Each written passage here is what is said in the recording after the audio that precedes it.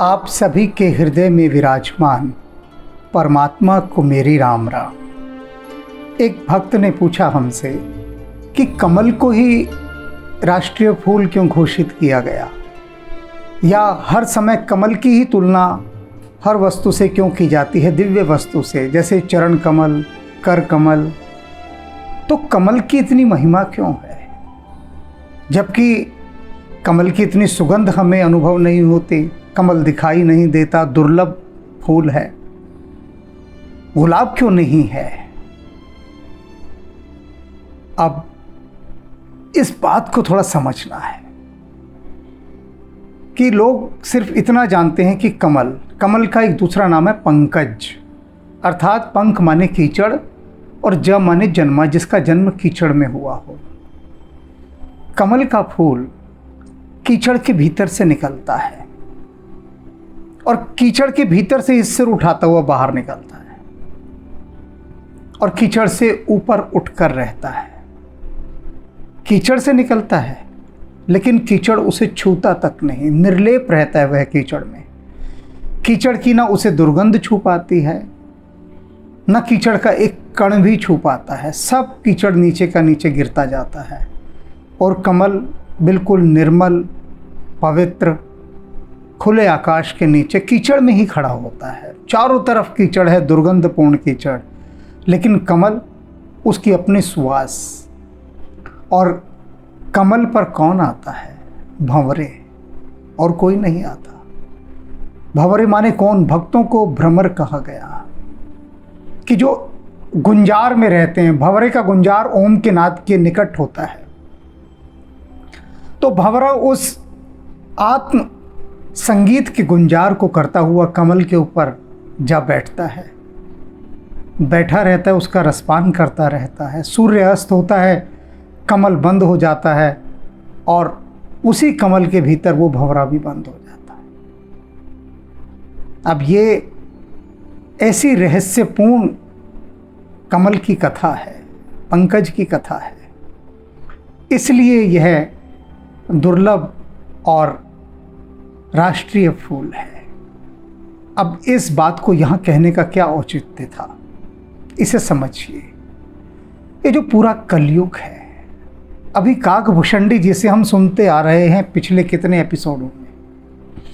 काकभूषणी जी पक्षीराज गरुड़ को बता रहे हैं कि कलयुग में किस किस तरह का मल, गंदगी, दुर्गंधपूर्ण कीचड़ चारों तरफ फैला है। कलयुग में सिवाय कीचड़ के कुछ नहीं है। ये युग की अपनी एक उसकी विशेषता है, उसका धर्म है कि कलयुग में सर्वत्र कीचड़ ही कीचड़, सहज स्वाभाविक रूप से। तो चारों तरफ कीचड़ ही कीचड़। अब कीचड़ के बीच में एक कमल भी है जो उसी कीचड़ से निकलता है, और यदि दृष्टि कमल पर हो तो सारा कीचड़ जो है वो तिरोहित हो जाता है, आउट ऑफ फोकस हो जाता है। और जो भंवरे हैं उन्हें भी कीचड़ नहीं छूता, क्योंकि भंवरे तो उड़ते हुए जाते हैं। तो भक्त इसीलिए भ्रमर कहे गए हैं, जो कमल पर ही बैठते हैं। तो भक्त भी इस संसार में जो कलयुग रूपी कीचड़ है सारा, उस कीचड़ से निर्लिप्त रहते हुए ऊपर उड़ते हुए जाते हैं और वो जो कमल है उस कमल के ऊपर बैठ जाते हैं। अब ये कमल क्या है, इस कमल के बारे में ही आज बताया गया है। कमल का सीधा सीधा नाम नहीं लिया, लेकिन बात कमल की ही की गई है। और थोड़ी दूर यात्रा पर चलते हैं, फिर बता देंगे कमल कौन सा है ये। कलयुग जोग न यज्ञ न ज्ञाना। काकभूषणी जी कह रहे हैं कि इस कलयुग के अंदर, ये पहले वाला भी कलयुग और चाहे ये कलयुग ले लो, वर्णन तो वो पिछले कल्प के कलयुग का कर रहे हैं। पिछले कल्प के क्या कहते हैं कि कलयुग के अंदर न कोई योग कर सकता है, न यज्ञ कर सकता है, न ज्ञाना और ना ही ज्ञान होता है। ये तीनों चीज़ें ही कलयुग में तिरोहित होती हैं। योग, यज्ञ और ज्ञान। कहाँ ज्ञान है कलयुग में? कलयुग में ज्ञान हो तो माया का पसारा इतना थोड़ी ना घेर लेगा। आप कहेंगे कि लोग योग भी करते हैं, सुबह सुबह लोग योगा पर जाते हैं। योग पर नहीं जाते, योगा पर। और यज्ञ भी करते हैं, खूब हवन भी होते हैं, ठीक है, वो सब बाहर बाहर से हो रहा है, सब बाहर बाहर से। लेकिन वास्तव में जो यज्ञ होता है, वास्तव में जो योग होता है, उसकी तो परिभाषा ही नहीं मालूम अभी किसी को। तभी तो कहा है कि ना ज्ञान है, ये ज्ञान ही नहीं इस बात का कि वास्तविक यज्ञ क्या है, वास्तविक योग क्या है। ये बहुत उच्च अवस्था में पता लगती हैं चीज़ें, बहुत उच्च अवस्था में। अन्यथा तो छिछले पानी में ही छप छप व्यक्ति करता रह जाता है। एक आधार राम गुण गाना। अब वो कमल क्या है?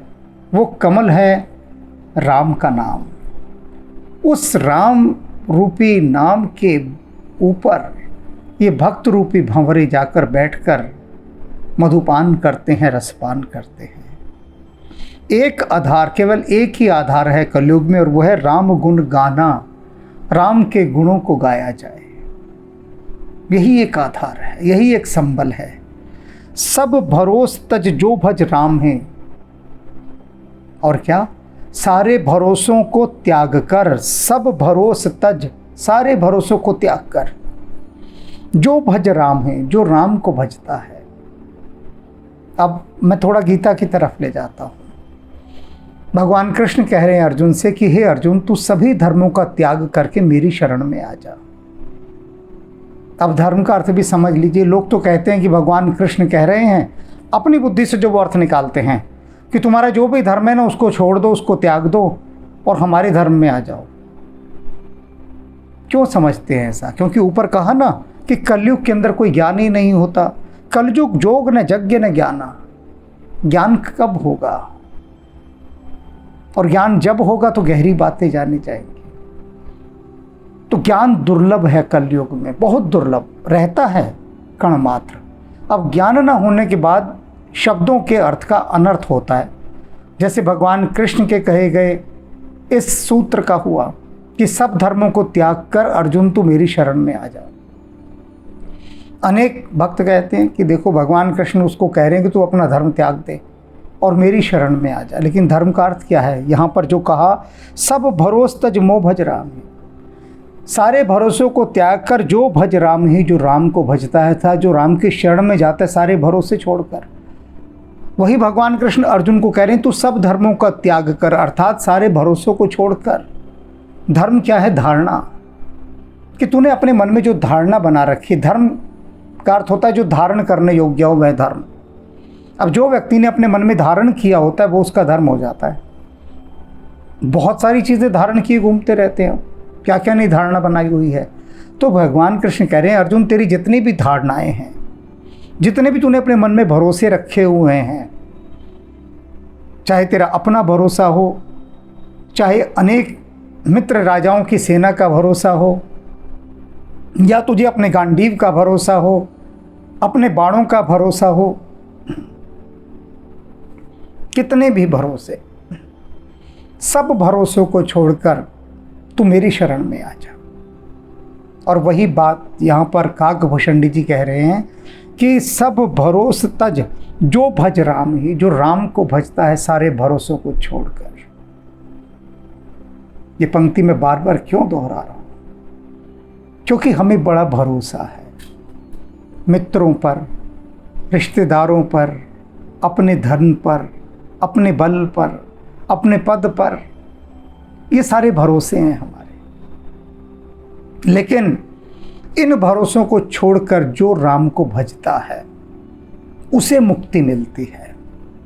साथ ही साथ क्या? प्रेम समेत गाव गुण ग्राम है।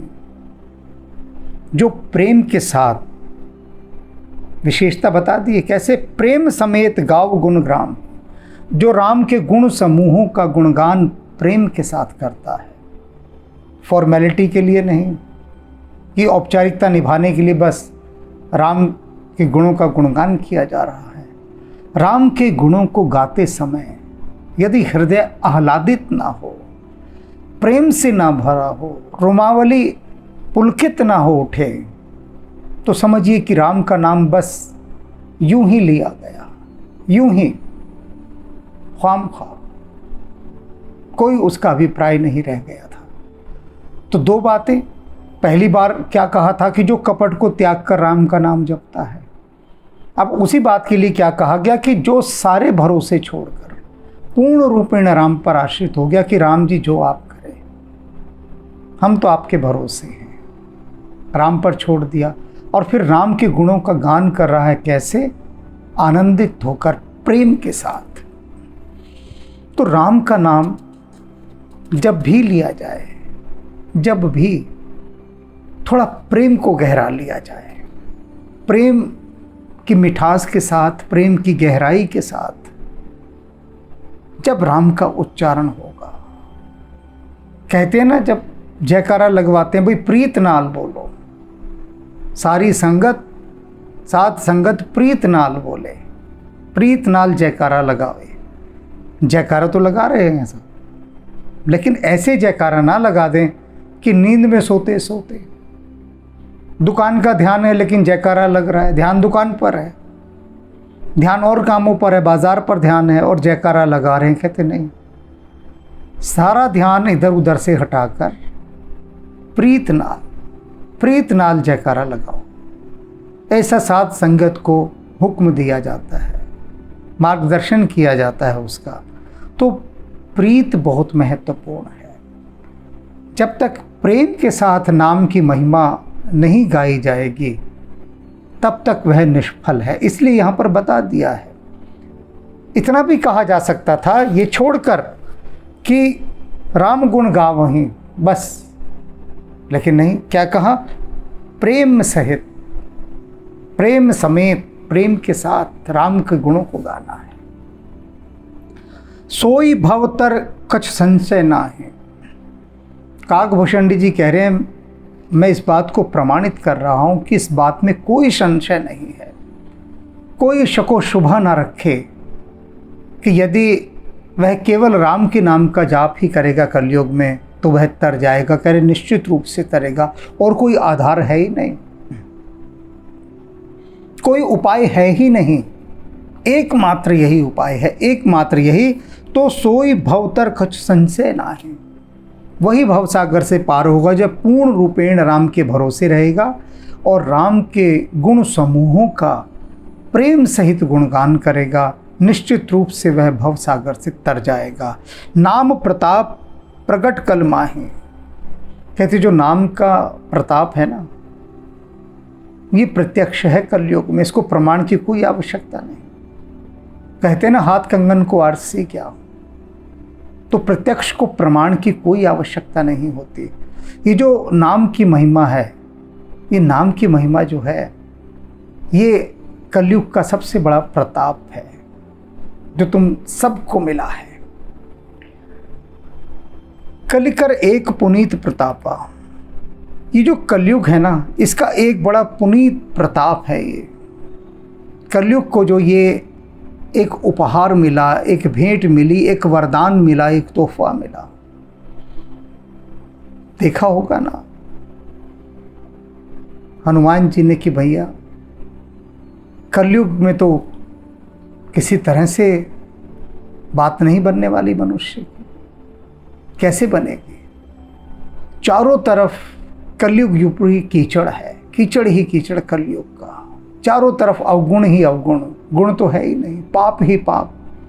तब कैसे मनुष्य की बात बनेगी? कुछ तो उसके लिए एक प्रावधान रखा जाए, कहीं तो कोई उपाय रखा जाए।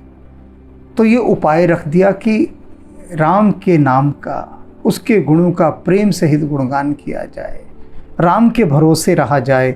और ये जो प्रताप है, मानस पुण्य होई नहीं पापा।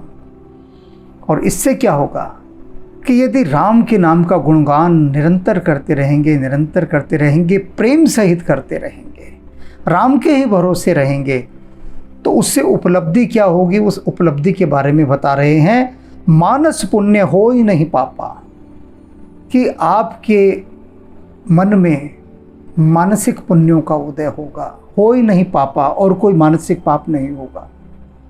अब ये क्या, इसे समझ लीजिए, अभी मानसिक पाप बहुत हो रहे हैं। मानसिक पाप कैसे? कि दूसरे का अहित हो जाए, इसके लिए मन में कितना विचार किया जाता है। ज़रा सी कुछ बात हो जाए तो हम दूसरे को मन ही मन न जाने कितने अपशब्द कहते हैं, कितने अपशब्द जिनका कोई हिसाब नहीं होता। आप अपने दफ्तर में देखिए, बॉस ने कुछ कह दिया, अब बॉस के सामने तो सिर्फ ये कह रहे हैं sorry sir, sorry madam, boss के सामने, लेकिन मन ही मन में बॉस के लिए न जाने कितने अशुभ शब्दों का उपयोग किया जा रहा है, बॉस को कितनी बद्दुआएं दी जा रही हैं, बेहिसाब बद्दुआएं, क्योंकि सामने तो कुछ कर नहीं सकते, मजबूरी में चुप रहना पड़ेगा। तो मन ही मन बॉस को गालियां दिए जाना, उसके अहित की कामना करना, उसके लिए न जाने कितने अशोभनीय शब्दों का उपयोग करना, बद्दुआएं देना हर समय और घृणा से भर जाना बॉस के लिए, तो ये क्या हुआ? ये मानसिक पाप हो गया, मानसिक पाप। जो असहाय है, अशक्त है, निर्बल है, अब वो कुछ कर तो नहीं सकता, तो अपने शक से शक्तिशाली को, अपने से कमज़ोर हो तो उसको वो दंडित कर दे, पीठ पाट देगा, पलट कर जवाब दे देगा। लेकिन जो अपने से बड़ा होगा, बड़ा माने क्या, प्रभावशाली, शक्तिशाली, अब आपका बॉस है तो आपसे बड़ा ही होगा ना, तो बॉस से ना आप बहस कर सकते, ना बॉस को आप उल्टा सीधा बोल सकते, यस बॉस ही बोलेंगे, लेकिन यस बॉस तो बोल रहे हैं, भीतर ही भीतर गालियां दे रहे हैं, तो उससे क्या होगा? मानसिक पाप हो गया।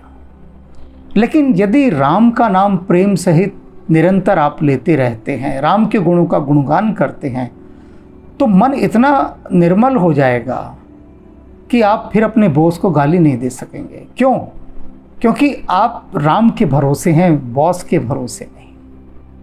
आपके भीतर ये भाव आ जाएगा कि कोई बात नहीं भाई, ये राम जी ने हमें अपने बॉस से डांट खिलवानी लिखी थी, तो ठीक है, राम जी की जैसी इच्छा, राम जी के भरोसे हम, तो राम जी चाहते हैं हमारा बॉस हमें डांटे, हमें सताए, तो ऐसा ही ठीक, ऐसा ही ठीक, जाहि विद राखे राम। अब जब आपने कहा ऐसा, तो आपके भीतर मानसिक पाप नहीं हुआ, बिल्कुल भी नहीं हुआ। याद रखें कि मानसिक रूप से कभी किसी को ना बद्दुआ दें, ना अपशब्द कहें, ना उसके अहित की कामना करें, ये याद रख लीजिए। ये बड़ी मूल्यवान बात आज इस प्रसंग में काकभूषण जी बता रहे हैं, बड़ी मूल्यवान बात, क्योंकि उससे क्या होता है कि जो मानसिक पाप हैं, आप मुंह पर किसी को यदि अपशब्द कह दें, वह उतना बड़ा पाप नहीं है, क्योंकि जो आपके मन में था, मनसा वाचा कर्मणा, आपने बाहर कह दिया। मैं कई बार लोगों से कहता हूँ कि भैया अगर तुम्हारा मन मुझे कोसने का कर रहा है, अपशब्द कहने का कर रहा है, तो मुंह पर कह दो, मन में मत लेकर जाओ, क्योंकि मन में रखोगे तो वो बहुत बड़ा पाप हो जाएगा। कह दोगे तो मान लिया जाएगा, ठीक है, भीतर एक क्रोध की ऊर्जा उठी थी, तुमने मुझे कुछ शब्द कहे, वो ऊर्जा अपना निकल गई, बात समाप्त हो गई, और हम कौन सा बुरा मानने वाले हैं तुम्हारी बात का। किंतु इस बात को आप संकल्प पूर्वक बांध लीजिए कि मन से कभी भी किसी के लिए अहित की कामना ना करें। आप अभी शांत बैठ के सोचिए कि पूरा दिन में कितने कितने लोगों के लिए बुरे विचार सोचे हैं मन में, किसी का अहित करने का, किसी को गालियां दी मन ही मन, किसी को कोसा, किसी को बद्दुआएं दी, सामने नहीं दी, मुंह पर, मन मन में दी।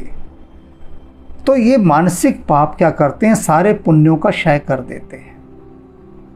मन को निर्मल रखिए, पूरी तरह से निर्मल। व्यवहार में चाहे आपकी निर्मलता ना हो पाए, बिल्कुल इसको थोड़ा सा प्रयोग करके देखिएगा कि यदि मन कर रहा है किसी को डांटने का, किसी को कुछ कहने का, बॉस को भी कहने का मन है, तो सामने कह दो ना, कह दो कि जी मेरे मन में ये विचार आ रहा है और मैं ये आपसे कहना चाहता हूँ। लेकिन आपको पता है कि उसका बहुत ज़्यादा नुकसान हो जाएगा, बहुत ज़्यादा नुकसान, क्योंकि बॉस के आगे यदि ऊंचा बोल गए, उसके विरुद्ध बोल गए, तो फिर जितने समय आपकी नौकरी है उतने समय तक बॉस आपको क्षमा नहीं करेगा।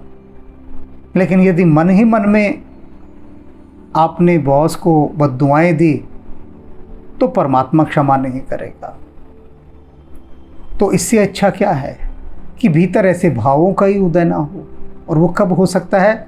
जब राम नाम का सब प्रेम और राम के भरोसा रख कर राम पर तब उनके गुणों को गाया जाए। कलयुग समयुग आन नहीं, जो नर कर विश्वास।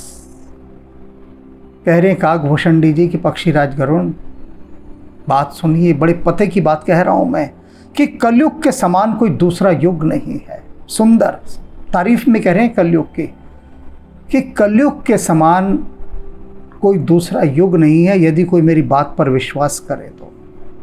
हम सबको ये लगता होगा सत्युग बड़ा अच्छा है, त्रेता द्वापर सब अच्छे, लेकिन काकभूषण जी क्या कह रहे हैं कि यदि कोई मेरी बात पर भरोसा करे तो मैं कहूँगा कि कलयुग से अच्छा कोई युग नहीं है, कोई भी युग नहीं है। कैसे? मैं एक बात और बता दूं आपको, अभी आप समझ जाएंगे। आप खुद कहेंगे कि अरे हाँ, काकभूषण जी ने तो कितनी बढ़िया बात कही है, सच में कलयुग के समान कोई दूसरा युग नहीं रहा। पहले सभी लोगों को बैलगाड़ियों पर जाना होता है या पैदल, सब पैदल। कलयुग का मतलब होता है मशीनों का युग, ये भी इसका एक अर्थ है। क्या सुना होगा ना आपने शब्द कल कारखाने? कल माने क्या? मशीनें। तो ये कलयुग है। आज एक मजदूर को भी यदि अमेरिका जाना हो, अमेरिका चलो छोड़ो, अमेरिका नहीं भेजते, कश्मीर से कन्याकुमारी भेज देते हैं, नई दिल्ली से भेज देते हैं, चलो कन्याकुमारी, नई दिल्ली से कन्याकुमारी एक मजदूर को भी जाना हो तो मजदूर के पास भी इतने पैसे हैं कि वो टिकट कटाएगा, हवाई जहाज में बैठेगा और कन्याकुमारी घूम फिर कर आके नमस्कार करके लौट आएगा, उड़ता हुआ जाएगा पंख लगाकर। ये कलयुग की विशेषता है। और कन्याकुमारी पहुंचकर मोबाइल निकालेगा और फ़ोन कहेगा कि हम पहुंच गए हैं यहाँ पर, अभी नमस्कार वमस्कार कर रहे हैं, करके नहा धो लेंगे, तब उसके बाद प्रसाद वरसाद लेंगे, तब फ्लाइट पकड़कर वापस लौट आएंगे। ये चमत्कार है कलयुग का। कह रहे हैं ना काकभूषण जी, कलयुग समयुग आन नहीं। भगवान राम के युग में भी जब राम थे तब भी किसी को जाना हो पैदल जाते थे, ज़्यादातर लोग सब पैदल जा रहे, कोई रथ में जा रहा है, घोड़े में जा रहा है बस। अब ये घोड़ा रथ वगैरह कोई बड़ी चीज़ थोड़ी ना, कहाँ मोटरसाइकिल, कारें, हेलीकॉप्टर, बोइंग, कोई भी बैठ जाए, कभी भी बैठ जाए, कितनी बड़ी देन। और ये जो मोबाइल, कहीं भी किसी भी समय किसी से भी बात कर लो, पूरी दुनिया आपकी जेब में है। तो है कोई कलयुग से? अपने दादा दादी से कभी पूछो कि उन्होंने जीवन में कभी टेलीफोन की शक्ल भी देखी थी? 10-10, 15-15 साल इंतज़ार करना पड़ता था। आज टेलीफोन बुक कराया, 15 साल बाद आता था, वो भी किसी की अप्रोच लगाने के बाद। लोग 1-1 घंटे लाइन में लगते थे कि रिश्तेदारों को फ़ोन करना होता था लोकल टेलीफोन बूथ पर। लेकिन जैसे जैसे कलयुग बढ़ रहा है, यानी मशीनों का युग बढ़ रहा है, दोनों चीज़ें, कलयुग पाप का युग और मशीनों का युग। तो कलयुग जैसा कोई युग नहीं है। इतनी सुविधा मनुष्य के लिए हो गई आज कलयुग में, इतनी सुविधा कि किसी युग में कभी नहीं रही, किसी युग में नहीं रही। वो तो मनुष्य नासमझ हो गया है।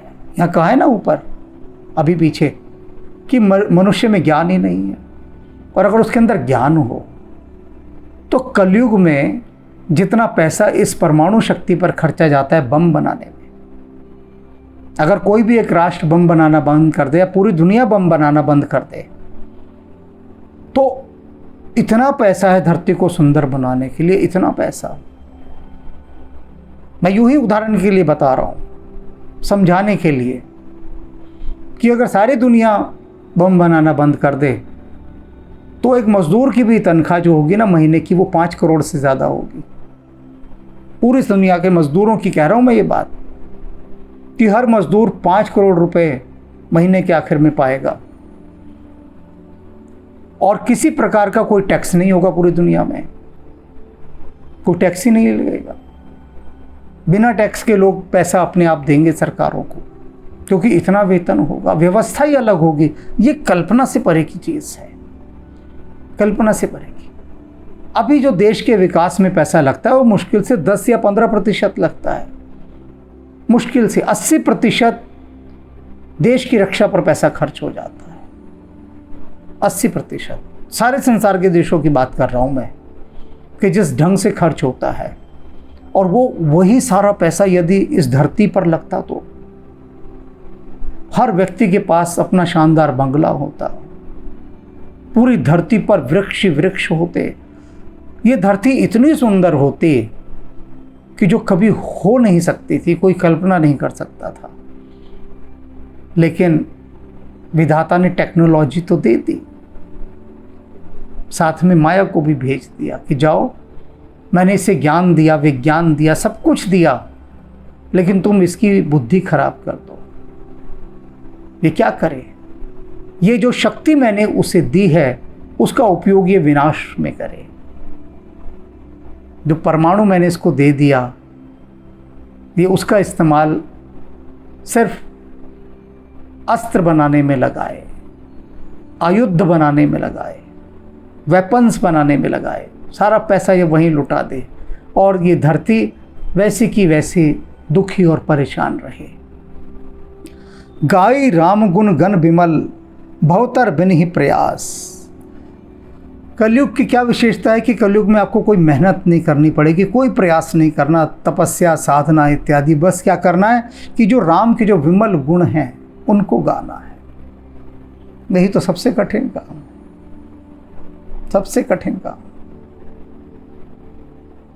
इससे कठिन काम कोई नहीं है कि राम के नाम में लीन होकर बैठना, आनंदित होकर बैठना, प्रसन्न होकर बैठना, मुदित होकर बैठना, प्रफुल्लित हो जाना कि राम का नाम लेने बैठे हैं।